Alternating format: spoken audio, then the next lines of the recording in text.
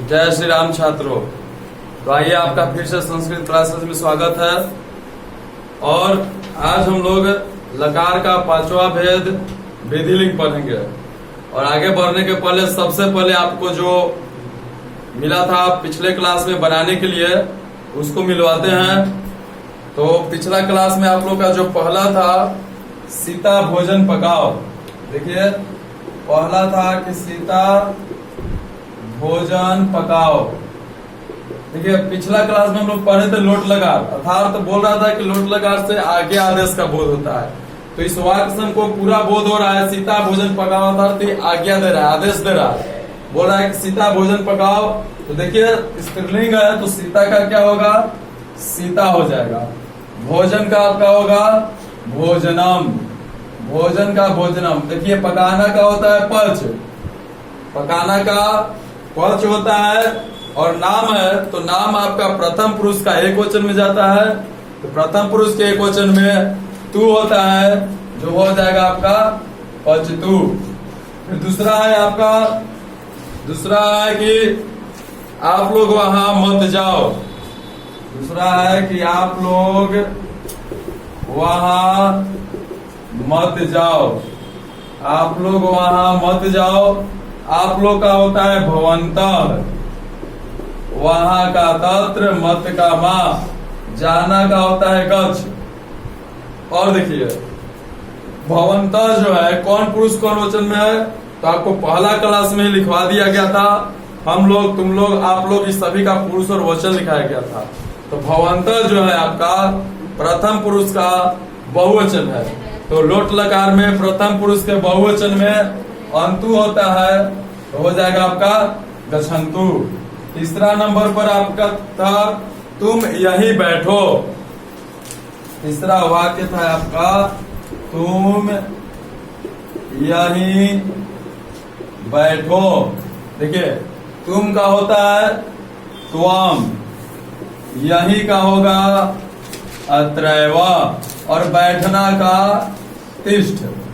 और देखिए त्वम जो है, त्वम आपका मध्यम पुरुष का एक वचन है और लोट लकार में मध्यम पुरुष के एक वचन में अ होता है तो तिष्ठ में अ जुटेगा तो तिष्ठ हो जाएगा। चौथा ये, चौथा था राम क्रिकेट मत खेलो। चौथा है कि राम क्रिकेट मत खेलो।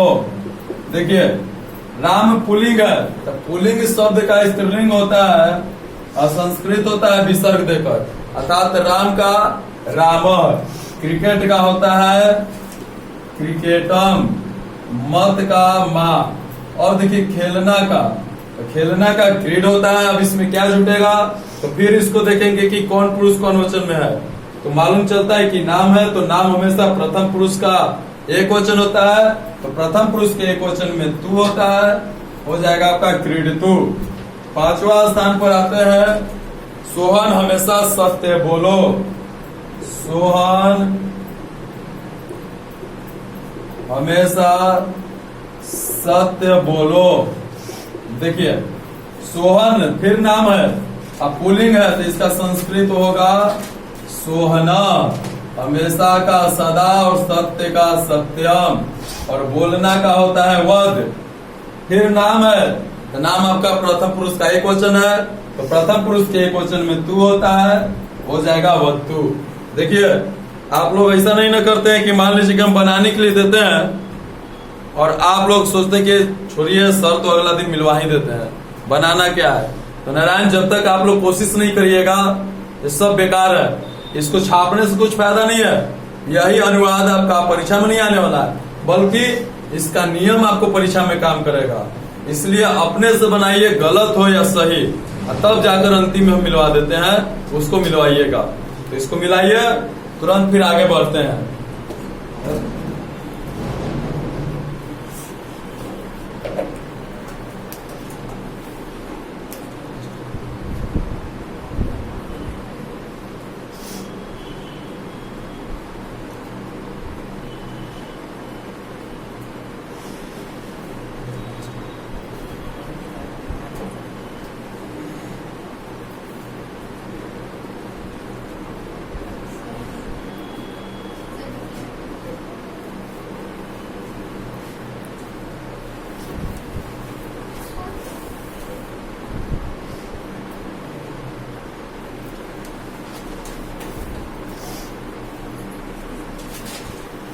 तो चलिए मिला लिए होंगे, अब आगे बढ़ते हैं।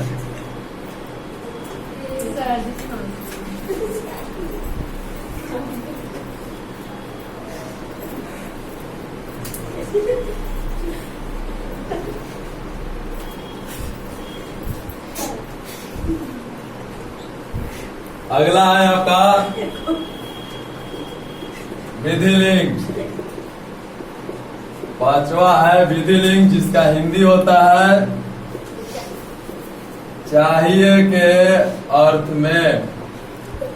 विधिलिंग चाहिए के अर्थ में। देखिए अब इसको कैसे पहचानेंगे।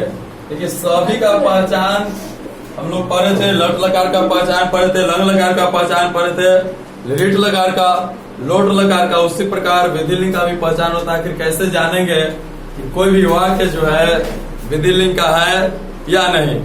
तो देखिए बोल रहा है कि चाहिए के अर्थ में, अपना नाम से ही बोल रहा है कि जिस वाक्य के अंत में, देखिए वाक्य के अंत में जो है चाहिए रहेगा, वाक्य के अंत में चाहिए लगा रहेगा, तब वह जो है आपका विधिलिंग का वाक्य कहलाएगा। पहचान है कि वाक्य के अंत में क्या लगा हुआ रहेगा, चाहिए लगा हुआ रहेगा, तब आपका जो है विधिलिंग का वाक्य कहलाता है। जैसे में देखिए, जैसे में राम को पढ़ना चाहिए, गोपाल को जाना चाहिए। देखिए अंतिम में क्या लगा हुआ है, चाहिए लगा हुआ है। तो अंतिम में जैसे देखेंगे कि चाहिए है तो आंख मूंद के कह देंगे कि विधिलिंग का वाक्य है। जैसे ही कोई दिया कि राम को पढ़ना चाहिए, पहचानो कौन सा वाक्य है, तो देखेंगे कि चाहिए है तो बस विधिलिंग है। अब देखिए इसका भी बनाने का एक अलग धातु रूप होता है। इस प्रकार चारों का धातु रूप हम लोग पढ़े, उसी प्रकार विधिलिंग का भी धातु रूप होता है। लिखेंगे विधिलिंग का धातु रूप, विधिलिंग का धातु रूप। इसमें भी आपका पुरुष वचन सब होता है। वचन में आपका एक वचन, द्विवचन और बहुवचन। और पुरुष में आपका प्रथम पुरुष, मध्यम पुरुष और उत्तम पुरुष। देखिए जिनका पहला क्लास छूट गया है उनको ही समझ में नहीं आएगा। तो अगर मान लीजिए कि कोई ऐसा बच्चा है जो अभी यही शुरुआत कर रहा है पढ़ने के लिए, तो सबसे पहले वो जाकर के पहला क्लास पढ़ेंगे, ताकि उसमें मालूम चलेगा कि हम लोग, तुम लोग, वे लोग, आप लोग, इस सब का संस्कृत क्या होता है। और संस्कृत के साथ साथ यह भी मालूम चलेगा कि वह कौन पुरुष में है, कौन वचन में है। क्योंकि अगर वो नहीं मालूम रहेगा कि धातु रूप ये पहचान सब बेकार है, कुछ भी आपसे नहीं बनेगा। इसलिए अगर मान लीजिए कि कोई बच्चा यही शुरुआत में क्लास पढ़ रहा है, तो सबसे पहले पहला क्लास में जाइए और उसमें देखिएगा पहला क्लास का आपका नाम होगा लट लकार में अनुवाद। उसमें जाकर देखिएगा तो मालूम चलेगा कि हम लोग, तुम लोग का क्या होता है। तो आइए अब देखते हैं विधिलिंग का धातु रूप। विधिलिंग का धातु रूप है एत, एताम, एयु, एताम, एत, एयम, एओ, एम। देखिए ये हुआ आपका विधिलिंग का धातु रूप। और जिस प्रकार से लंग लकार में हम लोग देखे थे कि क्रिया के लिए धातु रूप बदला था, क्रिया में सबसे पहले अ लगाए थे। लिट लकार में देखे थे कि क्रिया का जो मूल रूप होता है उसका दूसरा अक्षर में हर्षई लगाए थे। उसी प्रकार विधिलिंग में थोड़ा सा नियम बदलता है। और विधिलिंग में ये जो को है, जो आपका कर्ता के साथ को लग रहा है, इसके स्थान पर हम लोग द्वितीय विभक्ति में ले जाकर के इसको म हलंत जोड़ते हैं। विभक्ति क्या है, इसके बाद बालक शब्द रूप में हम लोग पढ़ेंगे।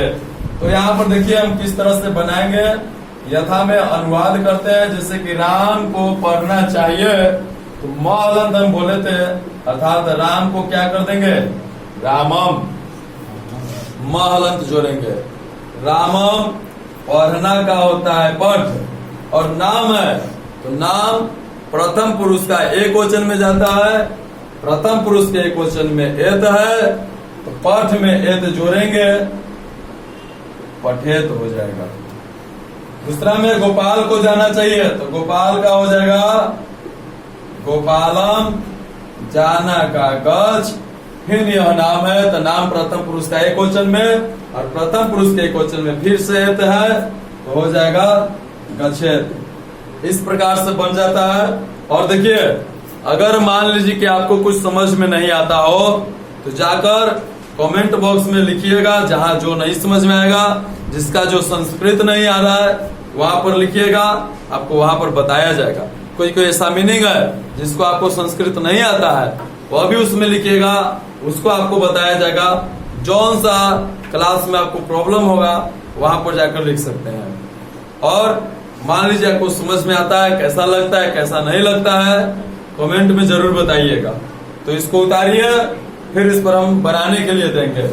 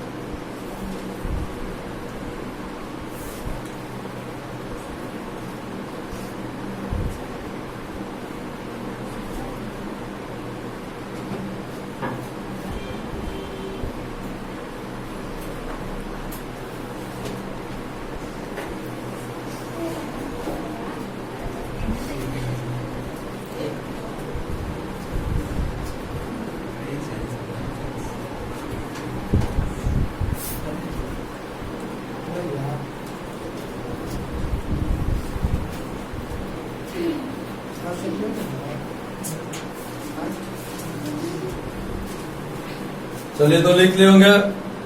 अब इस पर जो है घर से बनाने के लिए लिखिएगा पांच।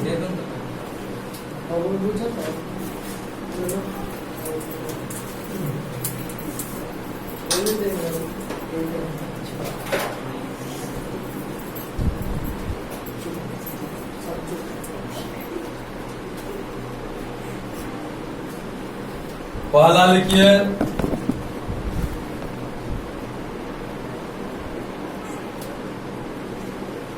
सीता को भोजन पकाना चाहिए। सीता को भोजन पकाना चाहिए। दूसरा है, राधा को संस्कृत पढ़ना चाहिए। राधा को संस्कृत पढ़ना चाहिए। तीसरा है, तुमको वहां जाना चाहिए। जाना चाहिए। चौथा है, हम लोगों को हमेशा सत्य बोलना चाहिए।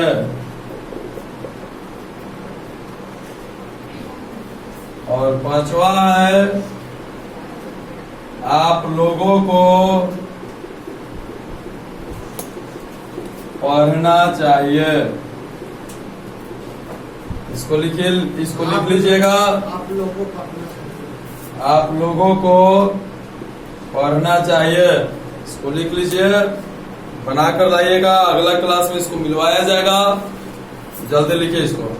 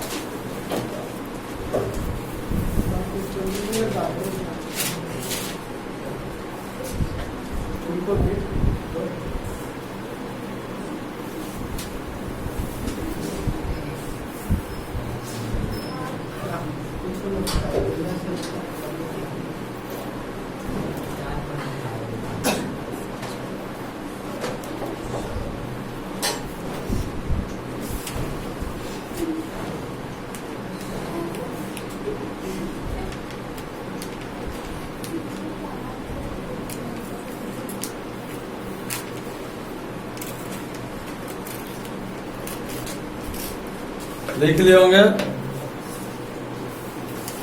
तो आज आपका जो है पांचों लकार खत्म होता है। अगला क्लास में आप लोगों को यह बताया जाएगा कि लकार में से किस प्रकार से ऑब्जेक्टिव प्रश्न आते हैं, कैसे पूछा जाता है। अगला क्लास में आपको पांचों लकार से संबंधित ऑब्जेक्टिव प्रश्न मिलेगा। मतलब मान लीजिए कि जो आपका प्रश्न है परीक्षा में किस तरह से पूछता है, किस तरह से ऑब्जेक्टिव प्रश्न डाल सकता है, क्या है, मूल रूप किसको कहते हैं, ये सब आपको अगला क्लास में पढ़ने के लिए मिलेगा। तब तक के लिए जय श्री राम।